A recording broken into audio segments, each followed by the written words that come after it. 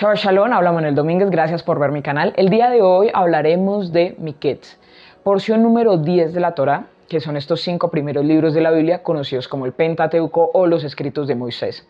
Esta porción, Miketz, significa después o al cabo de, al término de.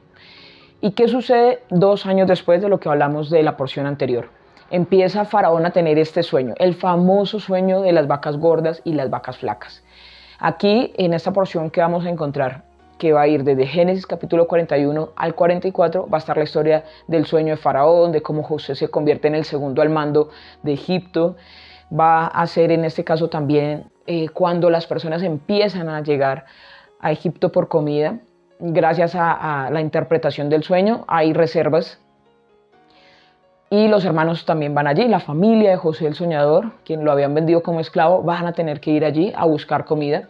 Y al final de la porción va a haber una petición especial de José, y es que traigan a su hermano Benjamín o Benjamín, para que así mismo él lo pueda ver y lo retiene haciendo que le coloquen una copa y culpándolo allí solamente para nuevamente hacer reunir a la familia, y ya veremos qué sucede en las porciones más adelante cuando se revela a sus hermanos.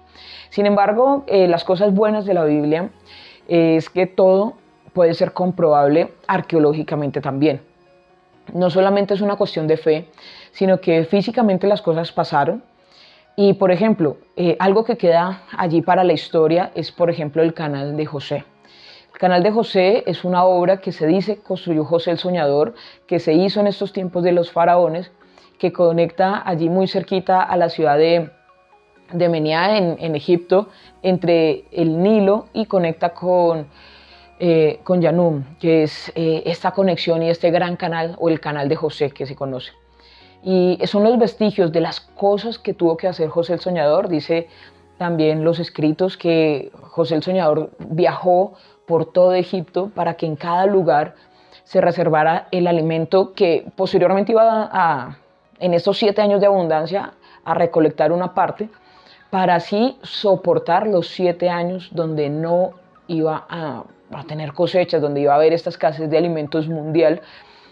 Y bueno, en este caso los sabios hablan varias cosas. Lo primero es que eso lo hizo para poder traer al pueblo de Israel a Egipto. Recordemos la promesa que se le hizo a Abraham, y que la Biblia es la historia de la humanidad, la historia particular de una familia también, que es Abraham, Isaac, Jacob, que termina siendo Israel, sus 12 hijos, y que a Abraham Dios mismo le había dicho que su pueblo iba a ir al exilio, a la esclavitud, y que posterior a eso los iba a liberar. Entonces, ¿qué sucede? El mundo entero trajo oro y plata a Egipto. Y si nosotros vamos a ver más adelante en el segundo libro de la Torá, cuando los israelíes salen de Egipto, salen con todo ese oro y plata que se reunió en los tiempos de José el Soñador. Pero estas cosas que históricamente ocurrieron también nos dan una lección de vida, y era el por qué se tenía que reunir el alimento solamente en los lugares donde se cosechaba ese alimento, y es porque cada fruto se preserva donde se construye. Eso también es una lección espiritual que nos dejan los sabios respecto a dónde cuidamos los frutos que estamos haciendo. Es bien invertir, es bien ahorrar, es bien tener unas reservas, es bien hacer este tipo de cosas, pero si quieres preservar, mantener, que puedas tener este fruto en una mayor permanencia, siempre consérvalo donde lo hiciste, porque es allí de donde nació o tiene la energía este fruto. Y es algo que nos dejan también los sabios, entender de cómo se hizo para preservar alimento en estas épocas y por un tiempo tan prolongado. Si lo vemos a hoy con tantos conservantes y cosas que hay en el mercado no muy sanas, no pueden durar tanto tiempo, excepto algunos alimentos que tienen periodos de caducidad muy altos, o que se alcanza a decir que no tienen caducidad. Pero el buen almacenamiento y la zona donde almacenas las cosas, tu energía, creaste algo, tienes energía en algo, en algún potencial, en alguna idea, mira dónde lo guardas para no perderlo, para que esto no se eche a perder. Es una gran lección para saber cómo tenemos que hacer ese almacenamiento. Lo segundo aquí es que tanto esta porción número 10, que es y después de o aconteció de estos 2 años, tiene la misma cantidad de versículos que la primera porción que vimos del libro de Génesis, en el comienzo. Y quiere decir, en este caso también hay una relación. El valor numérico de la palabra Olam, ¿sí? Cuando hablamos de Bereshit Olam o del creador del mundo, esta misma tiene el valor equivalente, si cambiamos las letras del medio, va a tener el valor equivalente a oculto. Y acá hay algo oculto en el mundo. La porción 10 Sefirot, misma cantidad de la creación, de los versículos de cuando comienza toda esta historia. Y hay un ocultamiento. Si vemos, José estaba oculto en la cárcel, pero él después fue revelado. Y es lo que pasa con los sueños. Normalmente en esta porción se habla mucho de los sueños, de la interpretación, de cómo hacer construir los sueños, de cómo interpretarlos y demás. Pero más que eso, lo que debemos tener en cuenta es que después del sueño siempre despertamos. Y como despertamos, es ahí donde debemos actuar y hacer. ¿Puedes soñar? Está muy bien. Pero ¿qué interpretación y qué conducción le das a ese sueño? Es lo que al final va a ser una realidad. Podemos soñar, pero también hay que despertar. Hay que pasar más allá. Hay que hacer que ese sueño, al final, que nosotros con nuestra propia interpretación, con la intención que le damos a un sueño, realmente lo volvemos positivo o negativo. Pero el sueño debe darnos un despertar. Y ese despertar nos tiene que conducir a brillar más, a poder generar más cosas, a poder aportar a este mundo. ¿Quieres que se pueda manifestar eso que oras, eso que anhelas, eso que quieres? Lo que debemos hacer acá es poder traer eso a la realidad.